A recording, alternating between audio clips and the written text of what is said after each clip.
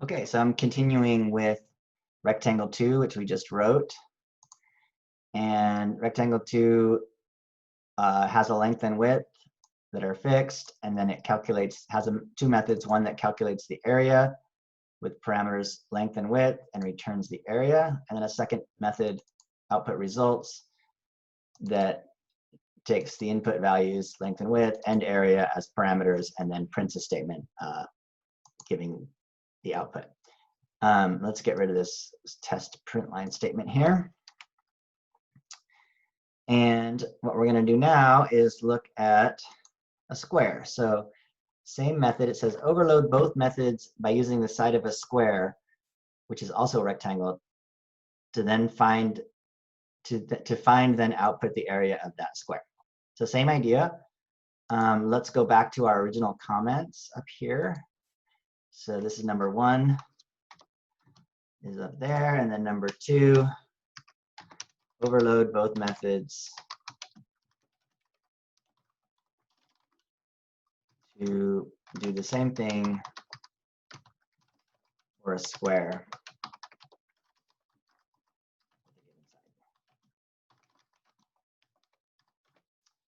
So again, let's add in a initialization of the variable square or side. So we'll go double side equals, let's make it 2.5.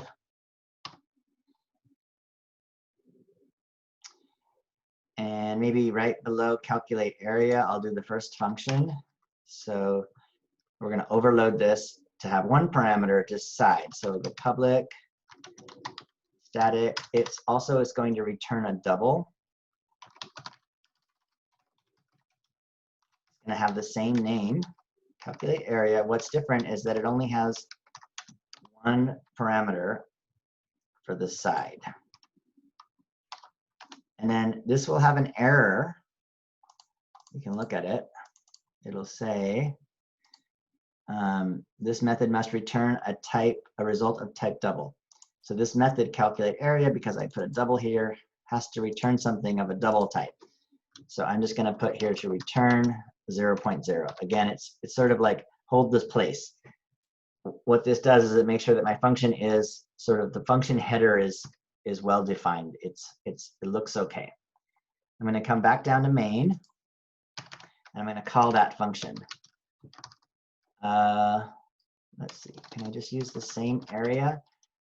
So the area here that we calculated was the area of the first rectangle. So I think we could just use the same variable. We don't need to define it. We don't need to declare it as a double again, because it's already been declared double. So we'll just change the value. Area is now going to equal calculate area. We're no longer sending 2 parameters. We're only going to send one this side. So a couple of things happened there. I'm overloading the calculate area. Instead of having 2 parameters, it's only going to have 1 in the second method.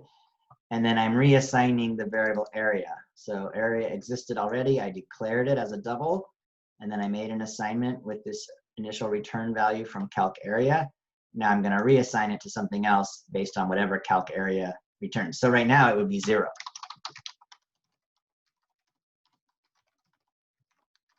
Because I set up this overriding method to return 0.0. So let's just check that.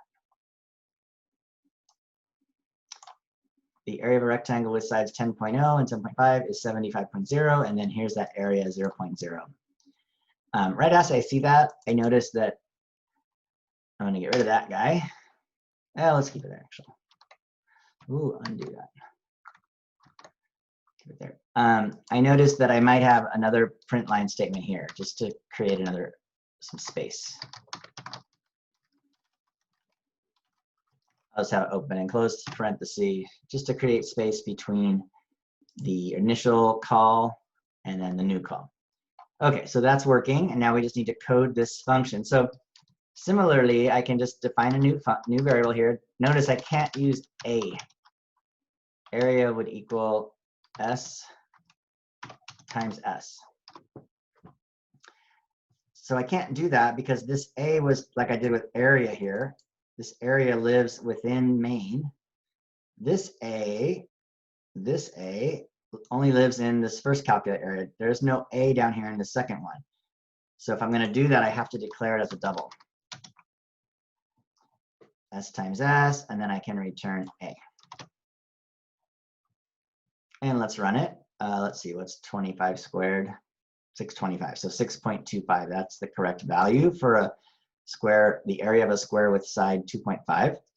I want to do something else though. So this will work.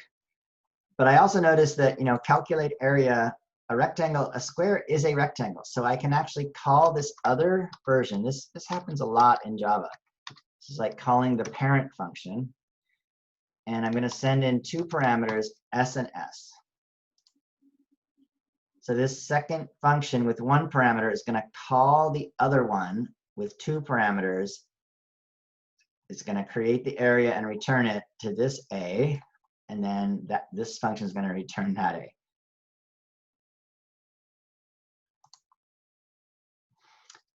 That'll work. Let's run it.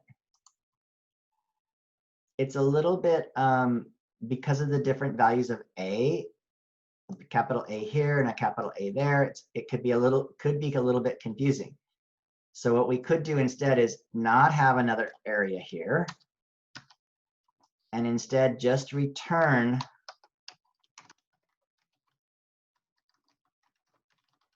whatever that function is returning. Oops, these should be A's, this should be S's.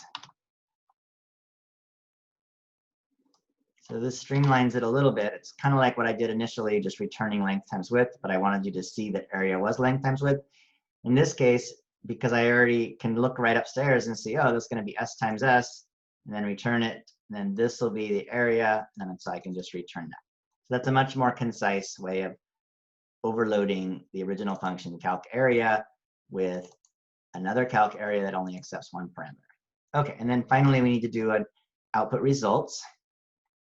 So the first thing I'll do is, let's just length, width, let's just think about what the parameters would be. Public, static, void, output results. Well, because it's a square, it only needs two parameters. One is the side, and the other is the area. And in this example, I could call this other parent function, but then it's going to print sort of the area of a rectangle, and I really want to say the area of the square. So maybe I'll just copy this code and modify it. The area of a square, now it only has one side with side S, and it doesn't have another side. So we'll just get rid of this and. We'll just go to is area plus, there we go.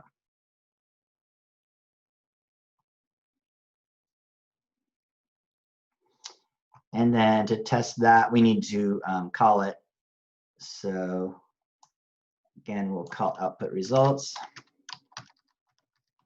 And now we'll send it the side and the area. And then we'll run it. We could do a little testing by putting some different values in. You might check it at 0. What happens if I change that to 0? Yep, if you don't have length on one of your sides, you're going to get 0. What happens if it's 5,000? Check that it's working. This looks pretty good. So that'd be testing sort of big values, small values, etc. Okay, I think that's it for this video. What I'm emphasizing here again, these are not very complex methods. And again, I don't know that I would have a method that calculates the area of a square, because you could just say, right here, you could just say area equals, side squared. but I'm trying to emphasize the passing of parameters and the returning of statements. And in particular here, the initial call to calculate area, little area doesn't exist yet, so I'm declaring it first. I could also have declared it up here initially and then not declared it here. So sometimes that's better just because of the symmetry. You can see it when I look at it like that. You know, the symmetry between now these two function calls is the same, except one of them you're passing two parameters in, length and width, and the other you're passing only the side in. So that you could sort of see the advantage of, even though it's an extra line of code, sort of declaring the variable for area first, because then when I call this second function, or this function calc area both times, the code looks the same. And what's important to recognize here is that because the calc area is returning something, in order for me to save it, I have to make an assignment here equaling to something. And then output results does not return anything, so I don't need to make an assignment ahead of that. Okay, and then there's the individual functions, and what I would say to recognize there is that sometimes it makes sense to call the parent function or call the other version, sending it two parameters and just letting it do the work for you. This is a very common thing in Java. That's kind of how the overloading is working. Whereas down here, it doesn't make sense because the word has to change. Rectangle has to change to square. So, and instead of sides, two sides, we only have one. So here, we've overloaded it, but we haven't called the parent function. All right, good work.